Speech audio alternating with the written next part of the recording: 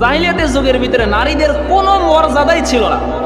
যখন একজন পুরুষ কোনো নারীকে বিয়ে করত, বিয়ে করার পরে তারা মনে করতো এই নারীটা আমার সম্পদ। এমনকি ওই জাহিলিয়াতের যুগের ভিতরে একজন পুরুষ কতগুলো বিয়ে করবে এটার কোনো নির্ধারণ ছিল না। একজন পুরুষ সে যত চাই তত বিয়ে করতে পারবে। জাহিলিয়াতের যুগের নিয়ম ছিল যে একজন পুরুষ সে যত বিয়ে করতে চাই তত বিয়ে করতে পারবে।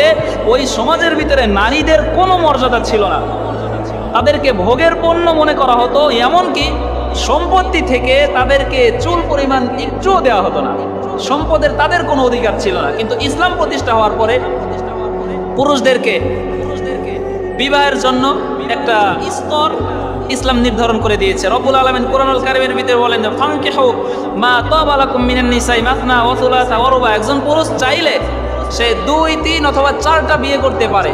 কিন্তু পরবর্তী আয়াতে আল্লাহ তাআলা নারীদের অধিকার আরো ভালোভাবে নিশ্চিত করার জন্য আল্লাহ তাআলা বলতেছে, যদি কোনো পুরুষ এমন আশঙ্কা করে যে সে চাইলে 2টা স্ত্রীকে একসাথে তাদের সমান অধিকার দিতে পারবে না, যদি কোনো পুরুষ এইটার আশঙ্কা করে, তাহলে তার জন্য কর্তব্য হলো সে যেন একটাই বিয়ে করে। ফাওয়াহিদাতান আইমা মালাকাত আইমানুকুম, সে যেন একটাই বিয়ে করে, 2টার কাছে যেন না যায়। এতে করে আল্লাহ তাআলা এখানে নারীদের এত মর্যাদা দিয়েছে যাতে করে কোনো পুরুষ এইটা চিন্তা করবে যে আমি চাইলে 2টা স্ত্রীকে সমান অধিকার দিতে পারবো না, সুতরাং আমাকে একটাই বিয়ে করতে হবে এবং একজন নারীকেই সম্পূর্ণ অধিকার তাকে বুঝিয়ে দিতে হবে।